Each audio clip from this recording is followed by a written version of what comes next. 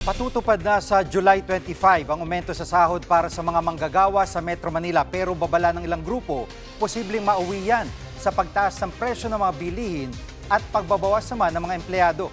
Live mula sa TV5 Media Center, nangungun sa balita si Mon Gualdes. Mon, kung tataas ang presyo ng bilihin, hindi kaya parang baliwala din lang yung taas sahod?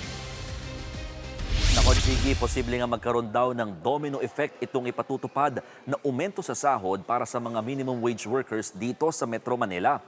Ayon sa grupong Foundation for Economic Freedom, malaking pasanin ito, lalo na sa mga maliliit na negosyo. Siguradong araw kasi na magtataas ng presyo ang mga bilihin sa mga supermarket o yung iba pang mga negosyo pagdating sa kanilang mga produkto at serbisyo.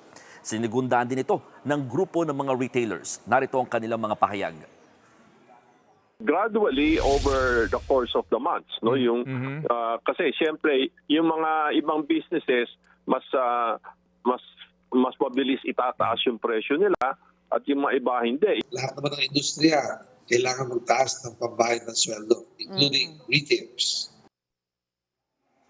Jiggy, bukod dyan, nanganganib din daw na magbawas pa nga ng empleyado ang ilang mga maliliit na negosyo o hindi na tumanggap pa ng mga bagong workers. Narito ang pahayag ng Foundation for Economic Freedom.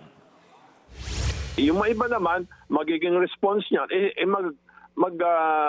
cut down sila ng labor or even yung hours na ibibigay nila kasi tumaas yung cost nila.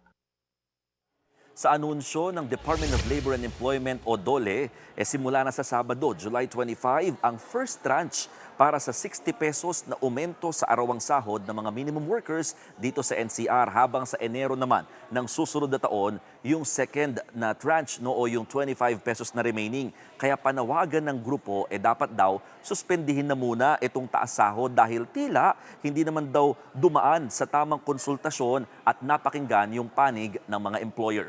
Jiggy. At Mon, gaano katotoong hindi nakonsulta yung mga employer sa taas sahod? Ano ang sagot dito ng DOLE?